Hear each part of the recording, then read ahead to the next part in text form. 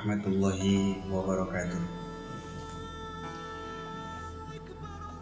Hadirin atau para pendengar dimanapun berada, alhamdulillah pada kesempatan sore hari ini sambil kita menunggu daripada buka puasa, maka pada kesempatan yang penuh rahmat dan juga maghfirah dari Allah Subhanahu wa Ta'ala di bulan yang penuh ampunan, yang mana amal-amal kita diterima oleh Allah dan dilipat gandakan oleh Allah, dan juga semua yang wajib, semua yang sunnah dalam amalan kita di bulan suci Ramadan ini oleh Allah dilipat gandakan, yang mana kita bersyukur kepada Allah pada tahun ini kita bisa melaksanakan kewajiban kita sebagai umat muslim, melaksanakan peribadahan kita.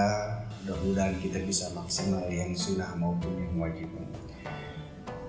Para hadirin pendengar dimanapun berada, puji syukur kita kehadirat Allah Subhanahu wa Ta'ala, dan selawat juga salam kita kepada Rasulullah Sallallahu Alaihi Wasallam.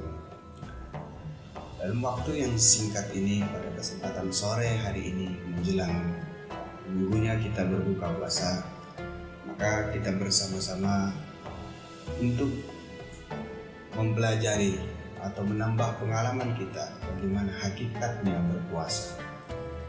Dimana ketika kita merujuk ke dalam Al-Quran, yang mana Allah Subhanahu wa Ta'ala telah menyebutkan di dalam Al-Quran, itu ya ayyuhalladzina amanu kutiba alaikumusiyam kama kutiba alal ladzina min qablikum la'allakum tattaqun. Dan juga disambung dengan ayat ataupun hadis Rasulullah sallallahu alaihi wasallam, wa qala Rasulullah sallallahu alaihi wasallam, man shoma ramadanan iman wa ihtisaban ghufira lahu ma taqaddama min dhanbi. Maka ini cukup sekali bukti dan nyata bagi kita semua bahwasanya ini bukti untuk kita keimanan kita melaksanakan ibadah puasa, dan juga diperintah daripada Nabi kita Rasulullah Sallallahu Alaihi Wasallam, yang mana man shoma Ramadan, kita berpuasa itu hanya untuk orang-orang yang beriman. Maka ketika kita diberikan kekuatan oleh Allah Subhanahu Wa Taala, berarti kita mengakui sebagai kita orang yang beriman kepada Allah Subhanahu Wa Taala. Para hadirin atau pendengar ataupun dimanapun berada, ya, maka puasa itu salah satu bukti keimanan kita. Pada hakikatnya iman itu adalah di dalam hati kita. Maka sebagai hambanya Allah yang beriman, maka kita harus membersihkan hati kita. Pada hakikatnya adalah puasa itu adalah menahan.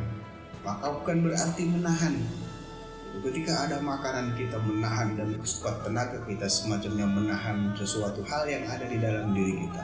Datang minuman kita tahan, datang makanan kita tahan.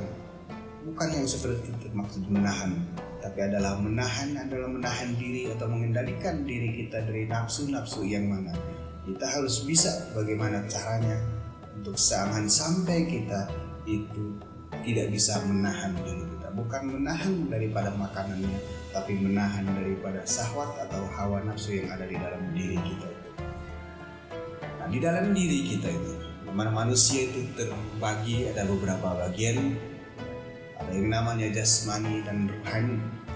Nah, maka untuk bagaimana cara bisa menguatkan dan menahan hawa nafsu yang ada di dalam diri kita itu, yaitu tumpuan segala yang ada di dalam diri kita itu adalah hati.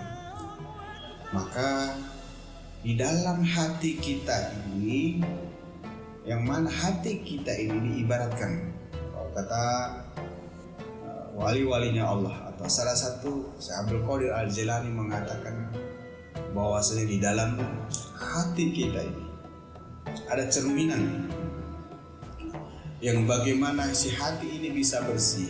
Dari diibaratkan itu cermin. Kalau hati ini bersih, ibaratkan kaca yang bersih, maka kita bisa bersih. Nah, ketika cermin ibaratkan hati dan hati diibaratkan cermin, maka ketika kita mempunyai kaca, Misalkan kita mempunyai kaca di rumah kita, kita hanya membersihkan hanya setahun sekali ketika kita menjelang Idul Fitri misalkan, maka kita baru bersih-bersih karena kita menyambut Idul Fitri, karena kita akan kedatangan tamu sanak saudara kita, maka membersihkan kaca tersebut. Maka ketika kita membersihkan kaca itu setahun sekali, maka tentu kita akan menemui kesulitan untuk membersihkan kaca itu, karena kaca itu jarang sekali kita siram, jarang sekali kita sikat, jarang sekali kita bersihkan. Nah, begitupun hati.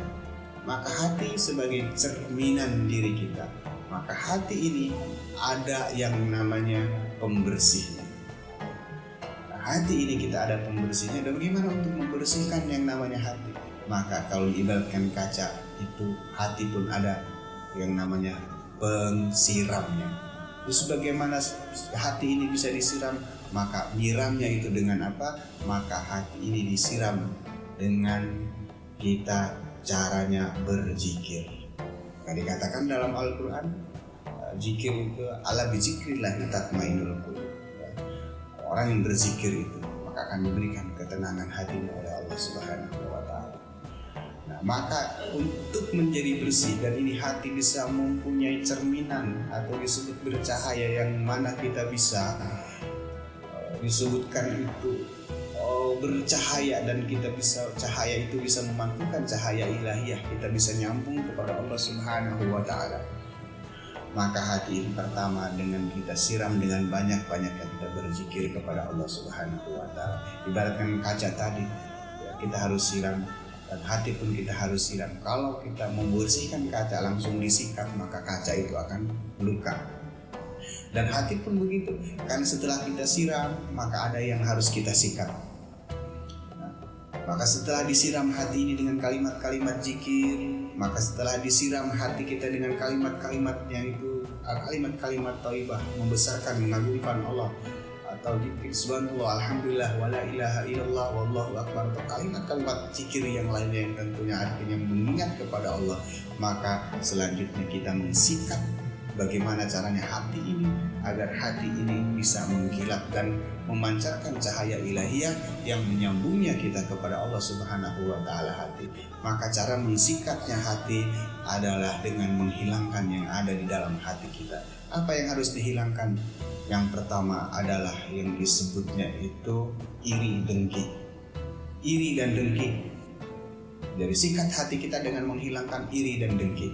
Yang kedua, apalagi setelah kita mensikat dengan menghilangkan iri dengki yang ada di dalam hati kita, hasud dan sombong.